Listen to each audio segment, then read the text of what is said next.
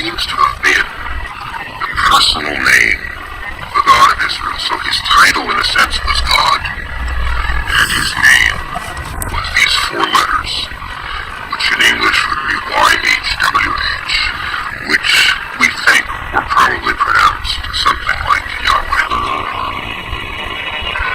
But Yahweh only appears in the Hebrew Bible. His name is nowhere to be found in Canaanite texts or stories. So where do the Israelites find their God?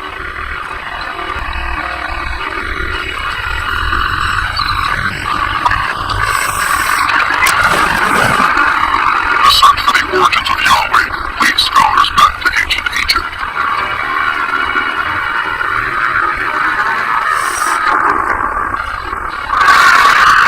Here in the royal city of Karnak, for over 1,000 years, pharaohs celebrated their power with statues, obelisks, and carved murals on temple walls. Here on the north wall of Karnak, we have scenes depicting the victories in battle of Seti I, the father of Ramses the Great. Seti here commemorates one of his greatest victories over the Shasu. The Shasu were people who lived in the deserts of southern Canaan, now Jordan and northern Saudi Arabia, around the same time as the Israelites emerged. Egyptian texts say one of the places where the Shasu lived is called YHWH, probably pronounced Yah, likely the name of their patron god. That name, Yah, is strangely similar to Yahweh, the name of the Israelite God.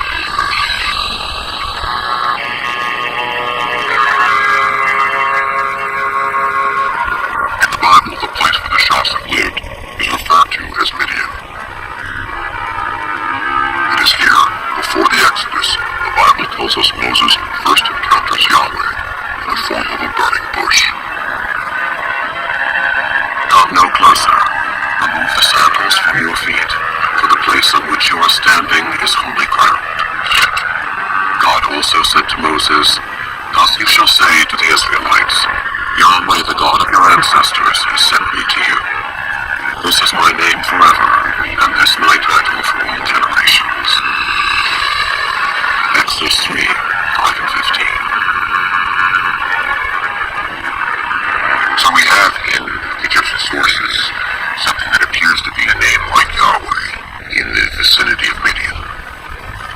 Here is Moses in Midian, and there a deity appears to him and reveals his name to Moses as Yahweh. These tantalizing connections are leading biblical scholars to re-examine the Exodus story.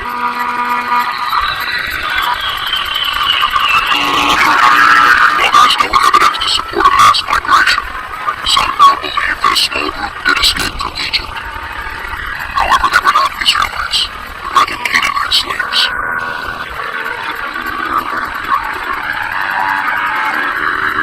On their journey back to Canaan, they pass through Midian, where they are inspired by stories of the Shasu's god, Yah. Ça was probably a group of people fled from Egypt and had some divine experience. It was probably small group demographically, but it was important, at least in ideology.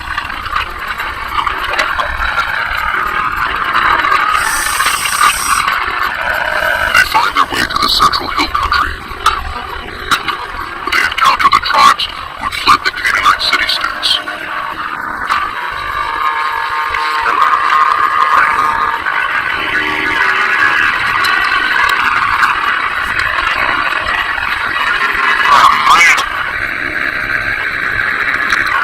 Their story of deliverance resonates in this emerging egalitarian society.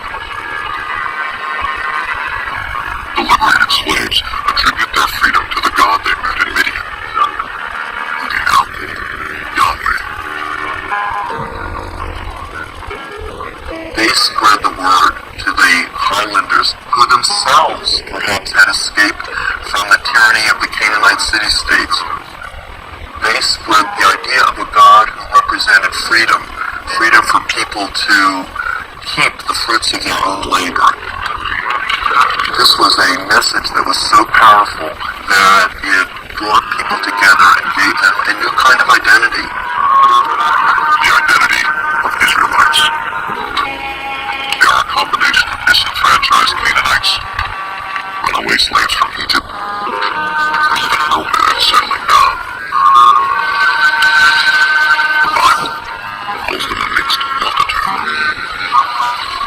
According to the Hebrew Bible, early Israel was a motley crew, and we know that's the case now.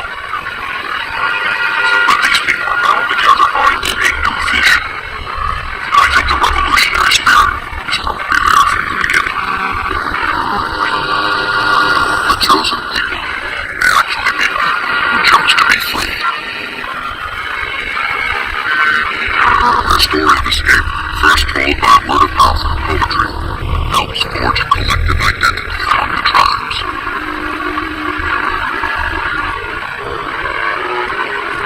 Later, when written down, it will become a central theme of the Bible.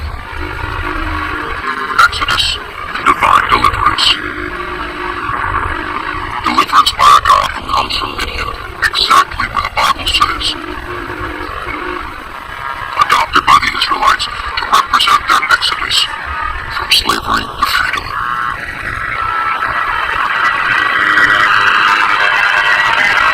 So is this the birth of monotheism? The common understanding of what differentiated the ancient Israelites from their neighbors was that their neighbors worshipped